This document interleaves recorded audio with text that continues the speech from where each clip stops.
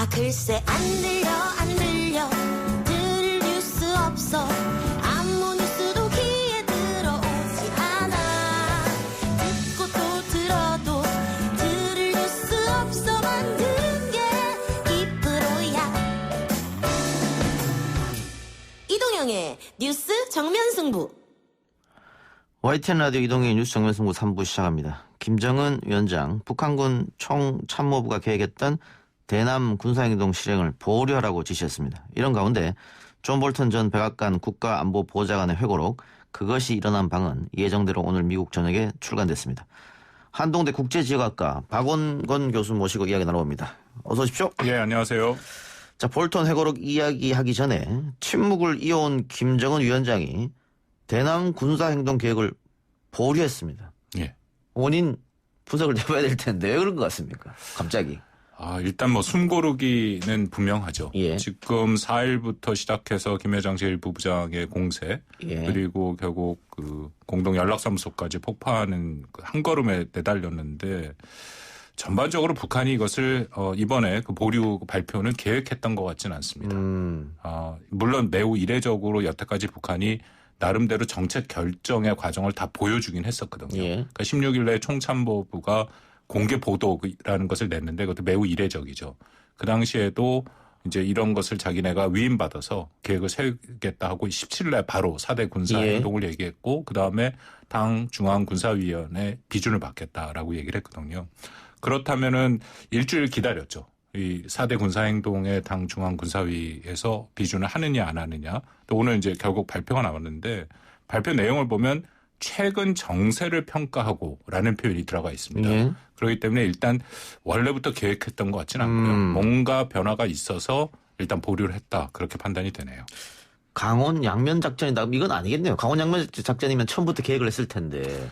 그렇죠. 이게 뭐 4일 김여정의 담화가 사실은 지금까지 다 모든 걸 암시하고 계획돼서 왔었거든요. 예. 그날 발표했던 것들이 다 하나씩 시행되는 모습이었는데 이제 갑자기 일단 멈춘 그런 모습을 지금 보이고는 있죠. 그 북한 매체는 남한에 대한 비난 기사도 삭제했다고 하더라고요. 네, 그렇습니다. 지금 삭제했고 확성기도 예. 지금 다시 철거를 하는 그런 모습들을 보이고 있거든요. 예. 그래서 전반적으로 근데 중요한 것은 이것이 일단 보류고 완전히 멈춘 것은 아니다. 이제 그런 것을 우리가 봐야 되는 거고요. 지금 여러 가지로 제가 방금 말씀드린 것처럼 참 쉽지는 않은 그런 것이 있습니다. 의문점이 남아 있는 것들이 있죠.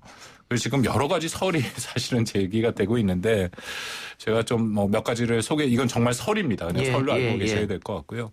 일단 미국과 중국 사이에 지난주에 하와이에서 회담이 있지 않았습니까? 예. 거기서 뭔가 논의가 돼서 그러니까 중국이 북한한테 압박을 가했다. 근데 그 설에 그 뭔가 기반이 되는 것은 미국과 중국이 사실 1970년대부터 한반도 문제에 깊숙이 개입한 것은 사실입니다. 예. 특히 안정을 우선시하는 것은 미국과 중국 둘 다 마찬가지거든요. 예. 그러니까 북한이 일방적으로 긴장을 고조하는 거에 대해서는 두 국가가 다 반대 입장을 가질 수 있고 그래서 뭔가 하와이 회담에서 얘기가 됐을 수도 있다. 뭐 그런 얘기들도 있고요. 하나는 이제 북한 군부에서 일부 문제 제기를 했다라는 설도 있습니다. 그거는 개성공단의 지금 첫 번째 군사행동인 개성공단의 제주도는 아닙니까? 예. 근데 거기에 그 포병 부대들이 들어간다라고 했는데 포병 부대 같은 경우에는 당연히 위에 가림막이라든지 이 서로 그 은폐 시설이 있어야 되는데 그냥 개활지에 들어가면은 사실은 굉장히 그 취약한 그런 상황이거든요. 그리고 아까도 확성기도 보셨지만 확성기는 북한이 이게 한국의 비대칭 전력이라고까지 얘기합니다. 그 확성기를 한국에서 북한한테 그 확성기를 트는 게 북한 입장에서 굉장히 괴로운 거거든요. 그걸 갖고 도발도 했었고 그걸 갖고 한국이랑 협상도 여러 번 했는데 북한이 먼저 그걸 지금 시도를 하니까 전방에 있는 지휘관들 입장에서는 그것이 잘 받아들이기가 힘든 상황이죠. 그래서 여러 가지 설들이 있는데 뭐 정확하게 무엇인지는 지금 말하기는 좀 어렵다 판단이 됩니다.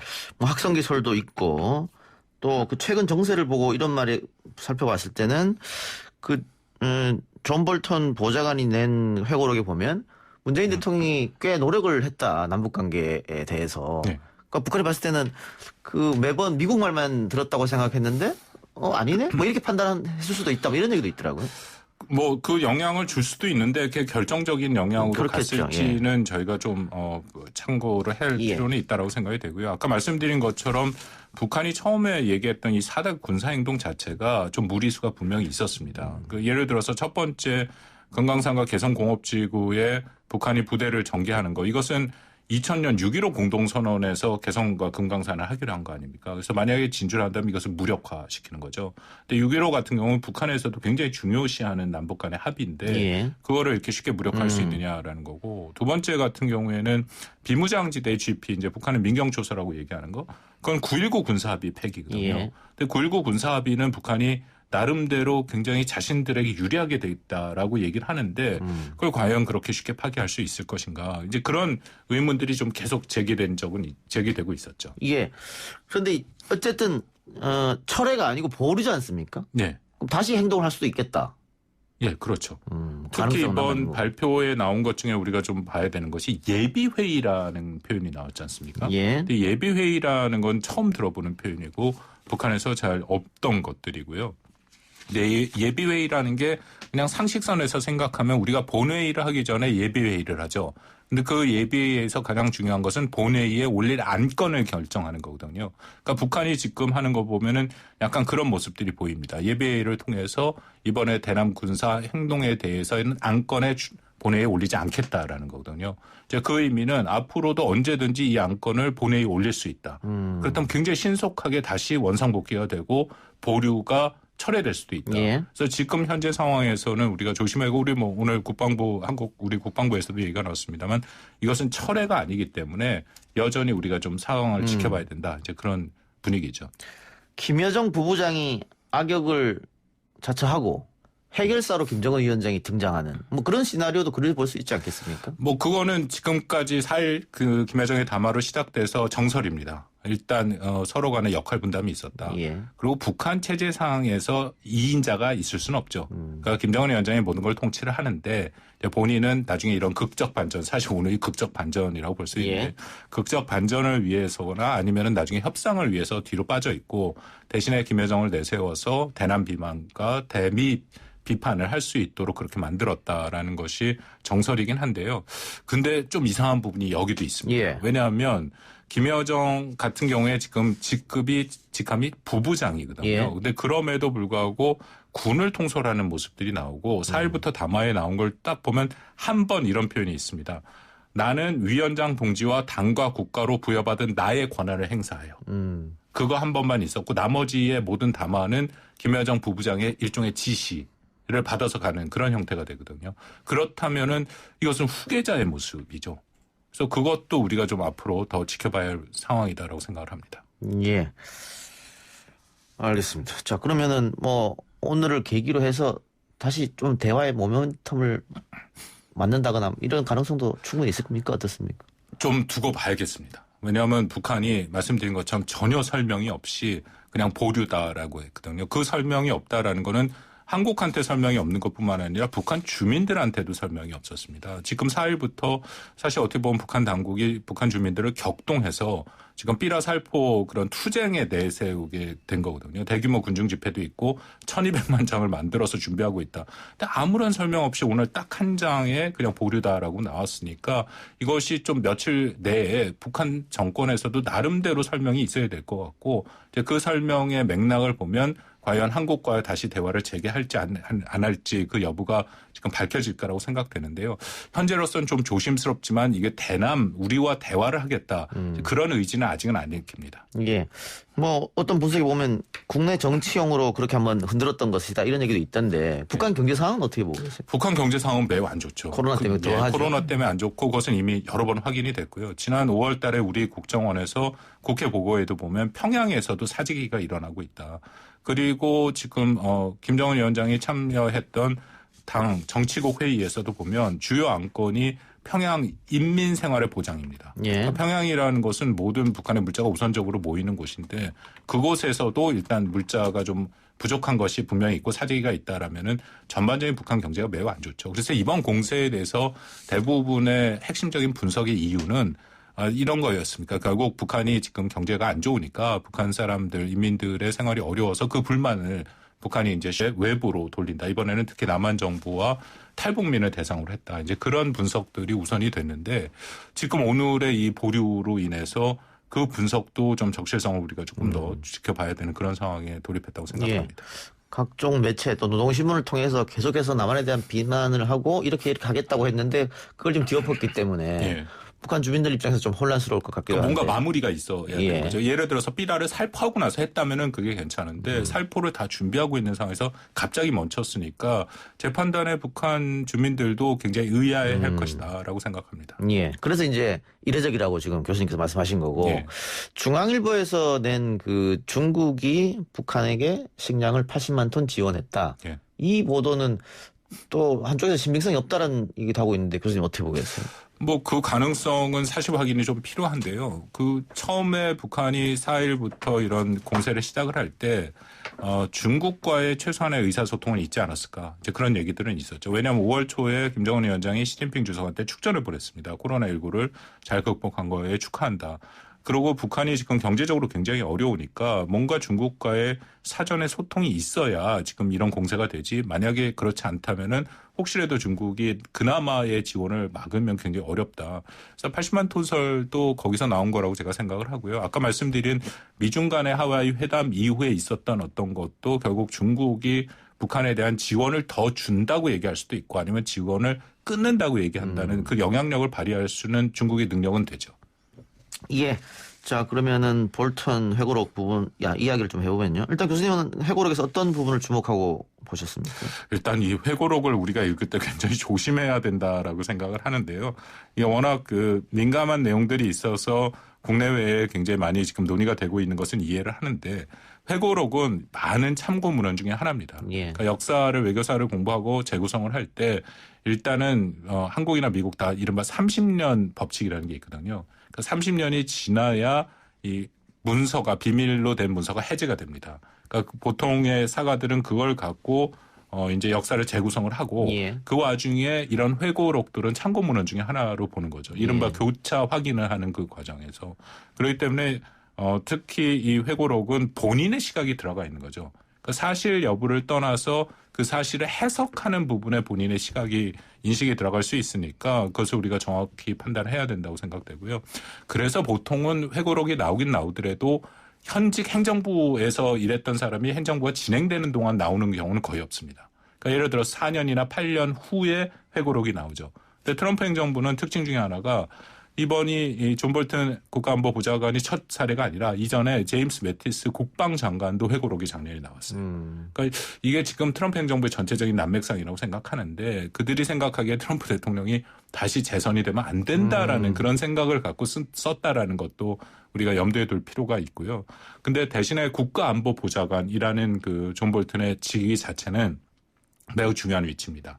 그래서 모든 문서들이 다 그 백악관의 국가안보보좌관을 통해서 대통령한테 전달이 되고 대통령의 지시는 또 거꾸로 그렇게 내려가거든요. 그러니까 각 부처에서 올라오는 것들을 다 볼 수 있는 그런 위치에 있는 것은 맞죠. 이거 하여튼 이 회고록에 대해서 다 믿을 수도 없고 뭐 다 안 믿을 수도 없고 그런 상황인데 네. 어쨌든 볼튼 입장에서 볼튼 시각에서 써여진 것이고 네. 또 이 백악관에서는 이 책 제목이 그것이 일어난 방인데 네. 백악관이 하는 얘기는 볼튼은 그것이 일어난 방에 있지도 않았다. 뭐 이렇게 조금 표명하는 예, 뭐 예. 그런 상황인데 예. 우리 정부에서도 볼튼이 조금 거짓말하는 거 아니냐. 예, 예. 뭐 그렇게 이야기를 했더라고요. 그러니까 이게 제가 말씀드린 것처럼 참 판단이 어렵습니다. 한 가지 뭐 예를 들어서 말씀을 드리면 싱가포르 회담 성사 과정이 지금 나왔죠. 그게 우리 정부에서도 굉장히 불쾌하게 생각하는 것 중에 하나인데 기억하시겠지만 2018년 3월 달에 정영 실장과 서훈 원장이 북한을 가죠. 그래서 김정은 위원장을 만나고 그리고 바로 그 워싱턴을 가서 트럼프 대통령을 만납니다. 그래서 김정은 위원장이 트럼프 대통령을 만나길 원한다라는 일종의 초청을 했던 건데 지금 볼튼 보좌관의 이 회고록에 따르면 그것은 김정은 위원장이 초청을 한 것이 아니라 한국 정부 정의용 실장이 초청을 한 것을 중간에 얘기했다. 예. 그렇게 얘기를 해서 지금 문제가 생기거든요. 근데 이거는 말씀드린 것처럼 일종의 사실의 영역입니다. 그러니까 이건 둘 중에 하나가 잘못 알고 있을 수 있다라는 거고요. 근데 그 다음에가 문제죠. 예를 들어서 그 다음에 볼튼 보좌관이 쓴 걸 보면 그렇기 때문에 이 미국 간의 접촉과 외교는 한국의 창조물이었다. 이게 긍정적인 의미로 쓴 것이 아니에요. 예. 이것은 해석의 영역이죠. 그래서 제가 거듭 말씀드립니다만 이걸 읽을 때는 사실의 여부, 진위 여부가 있고 또 해석의 여부가 있다. 예. 그래서 그걸 잘 가려서 우리가 볼 필요는 있다 그렇게 생각합니다. 예. 근데 어쨌든 고위 공무원이 그 퇴직한 지 얼마 되지도 않는데 이런 걸 썼다는 게 조금 의아하긴 합니다만은 예. 이 매우 의아하죠. 예. 왜냐하면 특히 말씀드린 것처럼 제가 읽어보니까 이 안에 비밀 내용이 굉장히 많습니다. 예. 예를 들어서 정의용 실장과 같이 얘기한 거 그것도 다 비밀이거든요. 그러니까 그것을 원래는 나와서 문서가 있어요. 그 문서를 해제 신청을 하고 그 문서를 기반으로 써야 되는데 그런 게 없이 그냥 자기가 썼던 노트. 근데 사실은 그 문서를 보고 썼겠죠. 그렇다면 이것은 비밀 누설이 될 가능성이 있습니다. 그러니까 아마 고위급 공무원 정도 되면 비밀 엄수 뭐 각서 같은 거 쓸 텐데 말이죠. 네. 그 이 책이 동북아 정세에 미칠 영향이 분명히 있는 것이죠. 어쨌든 간에. 예, 있다라고 생각을 합니다. 특히 이 책의 핵심은 뭐 볼튼 보좌관도 이걸 노렸다라고 생각하는데 트럼프 대통령이 얼마나 무지하고 변덕스럽고 자신의 정치적인 이해만 쫓아가느냐. 뭐 우리가 익히 알고 있었죠. 3년 반 동안. 근데 그것을 아예 기록으로 나와서 사례별로 얘기를 하니까 그 예. 파장이 큰 거고요. 지금은 우리는 한국 문제만 얘기를 합니다만 이 책에 중국이랑 베네수엘라, 이란 굉장히 많은 많죠. 국가들이 다 예, 있죠. 예. 특히 중국 문제는 심각합니다. 트럼프 대통령이 자신의 재선을 위해서 중국 문제를 활용했다라는 그 내용들이 지금 드러나 있거든요. 그렇다면 동북아에 우리 앞으로 한미 관계도 그렇고 북미 관계도 그렇고 트럼프 행정부를 신뢰하기가 매우 어렵죠. 이 협상이라는 것이 어떤 기반을 갖고 서로 간에 공통된 이익을 찾아가야 되는데 그런 것이 아니라 트럼프 대통령은 자신의 정치적인 이해만 쫓고 있다라는 것이 이렇게 확인된다면 앞으로의 신뢰성이 미국의 신뢰성이 이미 좀 뭐 많이 훼손이 됐습니다만 더 힘들어질 가능성이 있다 그렇게 생각합니다. 예. 베네수엘라 뭐 이란도 있습니다만 어쨌든 일본 이야기도 나옵니다. 네. 볼턴 해고를 보면. 근데 거기 보면은 아베는 김 위원장을 믿지 않았고 한반도 종전도 달가워하지 않았다. 네. 우리 입장에서 보면 굉장히 불쾌한 내용이란 말이죠. 예, 예. 그러니까 아베 입장에서도 이게 어쨌든 불거진 거에 대해서는 굉장히 곤혹스러울 것 같아요. 그 비밀 내용들이 여기도 많이 등장하고요. 그리고 볼턴 보좌관이 처음부터 일본의 그 카운터파트가 야치거든요. 예. 야치에 대해서 자기와 100% 생각이 같았다라고 시작을 합니다. 특히 한반도 문제와 비핵화 문제에 대해서는 북한이 핵무기 보유를 포기하지 않을 것이다. 비핵화하지 않을 것이다라는 것을 같이 전제를 했고 그리고 육자회담에서 나온 이른바 행동 대 행동의 그런 접근 방식이 잘못됐다라는 게 볼턴 보좌관의 기본 생각이었는데 일본도 그걸 동의했다라는 거죠. 예. 그런 인식을 공유하고 있으니까 쭉 모든 과정에서 특히 기억하시기 외부로 다 알려진 거죠. 한미 간의 중요한 회담이 있거나 북미 회담 전에 늘 아베가 트럼프 대통령을 만났었습니다.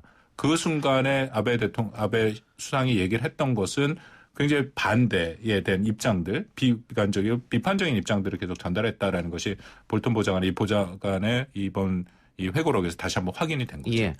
당장 오늘 그 같은 경우도 북한이 대남 군사행동 계획을 보류한 데 대해서 일본 정부가 입장을 냈는데 남북 관계가 더 이상 긴장되는 건 바라지 않는다. 이런 입장을 내놨거든요. 근데 예. 이 기사의 댓글을 보면 일본이 언제부터? 뭐 이렇게 막 부정적으로 달리더라고요. 예, 예. 그런 거 봤을 때 일본도 좀 곤혹스럽지 않겠나 싶은데 지난번에 비밀문서, 미국 비밀문서 나온 거 보니까 민주당 또 힐러리 같은 경우에도 한반도의 통일을 원하지 않는다. 그런 내용이 나왔지 않습니까? 예. 그래서 지금 뭐, 이번 볼턴 회고록도 아베가 달고하지 않는다. 그러면 그 소위 말하는 한국을 둘러싼 주변 강대국들이 한반도의 통일을 정말로 바라지 않는 건 아닌가. 이런 생각도 듭니다. 그건 정도의 차이는 있는데 예. 기본적으로 그 통일을 안 바랄 수도 있고요. 통일 과정에서 나타나는 혼란을 싫어할 수도 있는 거죠.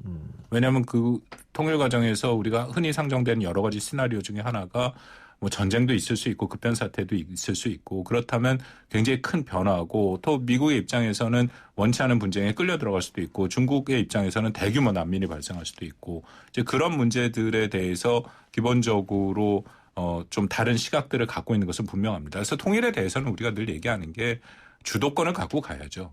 주변국이 다 뭐 좀 부정적인 입장이 있다면 우리가 그것을 설득해내야 되는 것도 있는 거고 그거는 독일 통일 과정에서도 우리가 이미 충분히 교훈을 보지 않았습니까? 예. 그 시진핑 주석의 방안 계속 이제 늦어지고 있습니다. 코로나 때문에. 예. 그런데 아마 방안이 뭐 늦어지더라도 하긴 할 것이다. 뭐 그거는 양국 정부가 다 원하는 것이니까. 그때 어떤 북한 문제에 대해서 좀 신중하게 우리를 위하는 쪽으로 좀 논의를 해봐야 된다. 그런 얘기를 전문가들이 많이 하던데. 뭐 중국과 논의를 해서 북한 문제를 하는 것은 매우 중요합니다. 아까 잠깐 말씀드린 것처럼 지금 현재 상황에서 북한이 의미 있는 관계를 갖고 진행하고 있는 나라는 중국이 유일하거든요.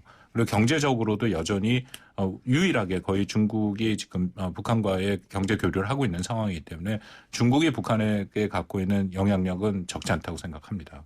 그렇기 때문에 지금 이런 위기의 상황에서는 우리도 사실 중국과 적극적으로 소통을 해서 한반도의 위기가 고조되는 것을 막아야 되는 거고요. 그 이후에도 한반도의 안정과 평화 프로세스, 뭐 대화를 위해서도 중국이 뭐 비핵화도 문제 마찬가지고요. 적극적인 역할을 수행하도록 하는 것이 중요하죠. 그런데 지금 걱정이 미국과 중국의 갈등이 심해지지 않습니까? 그렇다면은 중국의 입장에서는 더 북한을 감싸 안을 가능성이 매우 높고요. 그러면 점점 이게 어려질 수 있는 거죠. 제가 중국 얘기 여쭤본 게 어쨌든 남북한 직접 대화는 상당 부분 어려울 테니까 상당 기간 동안. 그렇다면 외교적으로 좀 활용할 방법이 없을까.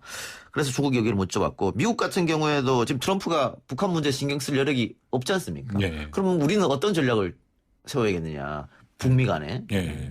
북미 간에는 지금 북한도 그렇고 일단은 긴장이 고조되지 않도록 하는 것이 매우 중요합니다. 특히 트럼프 대통령이 본인이 얘기한 그 레드라인 금지선을 만약 북한이 ICBM 대륙간 탄도미사일인데요. 그걸 쏘게 되면 금지선을 넘게 되고 그러면 트럼프 대통령이 지금 대선전에서 밀리고 있지 않습니까? 굉장히 강력한 조치로 치고 나오겠죠. 그러면 2017년에 우리가 경험했던 한반도 긴장이 다시 고조될 수가 있어서 가장 중요한 것은 그 선까지 안 가도록 하는 것이고요. 그리고 이것은 조금 긴 호흡으로 봐야 됩니다. 왜냐하면 선거가 11월에 있는데 그다음에 트럼프 대통령이 될지 아니면 조 바이든의 민주당 조 바이든이 될지 아직 모르는 거거든요. 그 이후에 어떻게 풀어나가야 될 것인지 이제 그런 것들에 대해서 한미가 협의를 하고 좀 특히 우리 정부 입장에서는 준비를 할 필요가 있겠죠. 지금 어쨌든 트럼프 대통령이 지지율에서 밀리고 있는 상황이지 않습니까? 계속 이렇게 간다면은 정권을 뺏길 수도 있을 텐데 혹시 북한 문제를 자신의 선거에 활용한다거나 이용하려고 하는 생각도 분명히 있긴 있겠죠. 북한 문제를 이용할 수는 있는데 지금 트럼프 대통령의 기본적인 입장은 자신의 선거에서 북한이 호재로 쓰기보다는 악재가 되는 것을 막기를 원하죠. 그건 말씀드린 것처럼 금지선, 레드라인을 넘으면 이건 분명히 악재가 됩니다. 그리고 미국 선거가 한국 선거도 마찬가지지만 외교 정책이 유권자들한테 미치는 영향이 굉장히 제한되죠.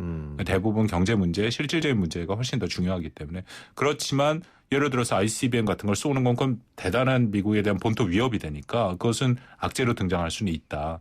그래서 뭐 일부에서 11월 전까지 지금 말씀하신 것처럼 트럼프 대통령이 뭔가 북한과 양보를 하고 뭔가 일종의 했던 깜짝 쇼를 할 가능성이 있지 않느냐 했는데 재판단에는 그럴 가능성은 지금 크지 않습니다. 더군다나 이제 바이든 후보한테 밀리고 있는 상황이기 때문에요.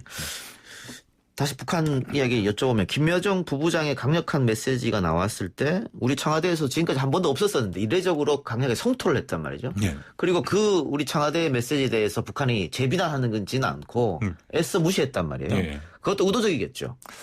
당연히 그 셈법이 있었겠죠. 우리 같은 경우에는 그리고 김여정 부부장 같은 경우에는 당연히 뭐 우리 문 대통령을 비롯해서 그렇게 아주 거친 비난을 했었는데 그 위에 우리 정부를 비난을 했습니다. 그렇지만 말씀하신 걸 김여정이나 뭐 장금철이나 그렇게 개인이 담화를 낸 것은 아니고 그냥 노동신문을 통해서 비판을 해오긴 했죠. 그렇지만 그 비판의 수위도 전에 비해서는 굉장히 낮아졌어요.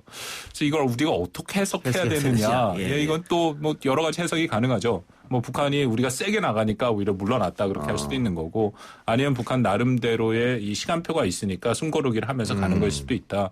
뭐 그거는 정확하게 지금 뭐 말하기는 좀 힘들다라고 생각합니다. 제가 청와대 메시지를 물어본 것은 내일이 또 6.25 70주년 대통령 연설이 예정돼 있으니까 대통령이 또 남북 관계에 대한 어떤 메시지를 내놓을 거란 말이죠. 그래 그 어떤 메시지를 내놓으면 또 북한은 거기에 대해서 어떻게 반응할지 그게 좀 궁금해서 여쭤봤어요. 제가 그 청와대에서 만약 연설문을 지금 초안을 작성한다면 굉장히 어려울 것 같습니다. 지금 북한의 의도를 저희가 모르잖아요. 근데 여기에 대해서 어떻게 갖고 나가야 될지를 굉장히 힘든데 대신에 저는 이런 것을 아마 제안할 것 같아요. 그럼 원칙으로 가야죠.